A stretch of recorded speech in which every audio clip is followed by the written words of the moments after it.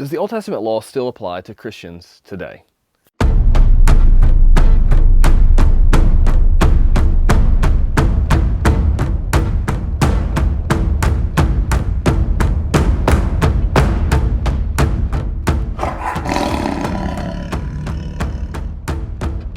So what is the Old Testament law? As we think about, as Christians, the Old Testament, and particularly the law in the Old Testament. And here I'm mainly referring to Genesis through Deuteronomy.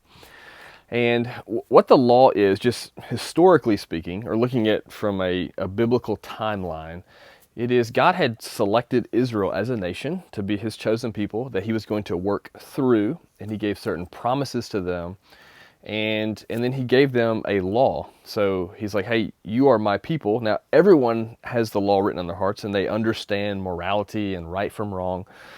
But God gave Israel a specific law, and you could maybe think of it as a more detailed version of that law that's written on our hearts, along with some other things added to it that was particular for that people at that time. And so there are what we would call moral components of the law that were addressed to the individual morality of the individual Israelites in terms of how they should live morally in terms of their actions. You also have part of that law is a civil law. And so, and by that I mean how the government and how the nation of Israel was supposed to act from a governing standpoint. So you even have like some building codes. You have how to handle legally certain cases, certain penalties that were associated with certain crimes or sins. And then you have what some have called the ceremonial portion of the law. So God gave the Israelites, hey, if you're going to worship me, and you're going to be a nation that has sin in it, but we're going to deal with that, here's what that looks like. All right? Now, all of that stuff, the law was pointing forward to Jesus and fulfilled in him.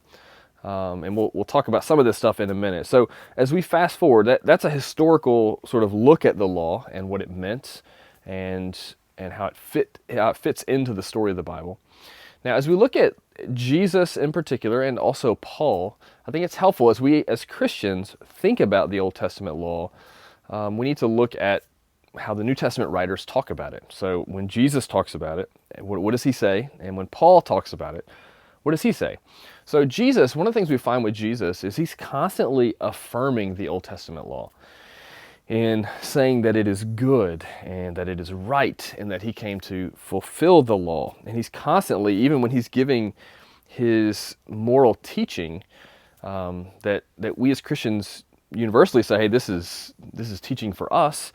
He's using the Old Testament law as the basis for his teaching. And in many ways, he's expounding upon and maybe even broadening the Old Testament law. So we often think of the Old Testament as real strict, and Jesus sort of loosened things up a bit. And actually, he sort of raises the bar. So instead of saying, hey, don't commit murder, he's like, hey, don't hate your brother in your heart. Because the same sin that's involved in hatred is the same root sin that's involved in murder. It's something in here. And murder is just the outgrowth of that. So everywhere we find Jesus affirming the law and never pushing back against it or saying components of it aren't good or not needed anymore, that sort of thing. And you really get the same picture from Paul. Now, some people can get a bit confused about Paul because he'll say things like, I'm no longer under the law and I'm under grace and this sort of thing. And usually Paul's talking about in the context of salvation there, that his salvation is not contingent upon or bound upon him obeying this certain set of rules, but it's like it always has been upon the free grace of God. And Paul, again, talks about obeying the law and that sort of thing. So now, but this, for Christians, puts us in a little bit of a conundrum because we have to ask ourselves the question, okay, Jesus and Paul both affirm the Old Testament law, and that's good. But there's obviously portions of it that we don't obey and that New Testament authors did not obey. So the sacrificial system, for instance.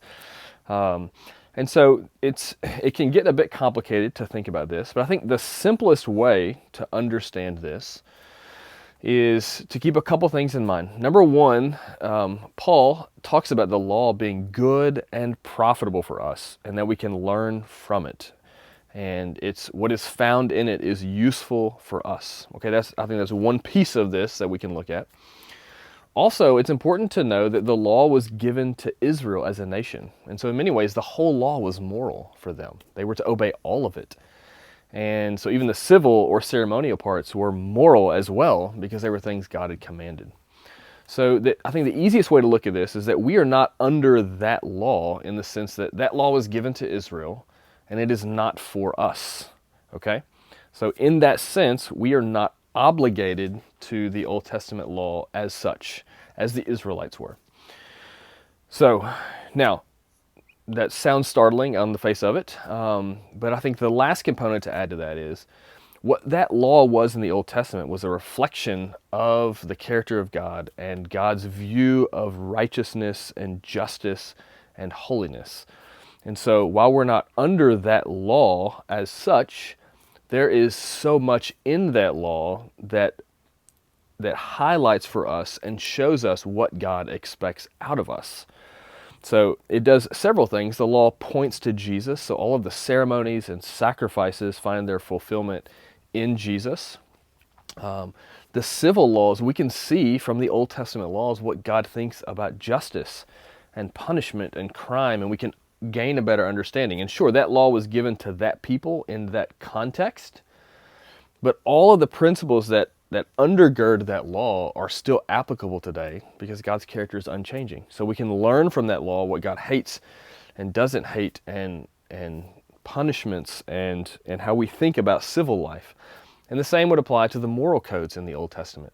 Even though it's contextual, so God does give some weird commands, okay, in the Old Testament, but you have to understand those in light of the context they were in. So we have certain, we'll call them laws now for Christians that 200 years from now people may think, well, that was odd.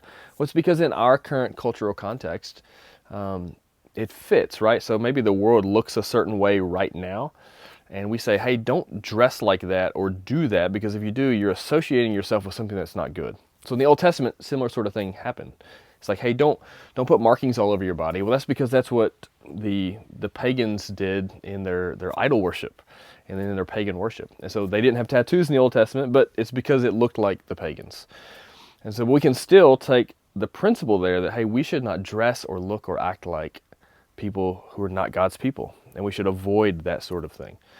So in one sense, the Old Testament law is very, very applicable for us today, and we can read it and draw from it and apply it to us, and we should esteem it very highly. But in another sense, we are not under that law or bound to it. It was given to Israel. And then we find that our salvation is in Jesus, who is the fulfillment of all of that. But yet, with Paul, we would say that law is very good and very useful for us, and is profitable for teaching, rebuke, correcting, and training in righteousness.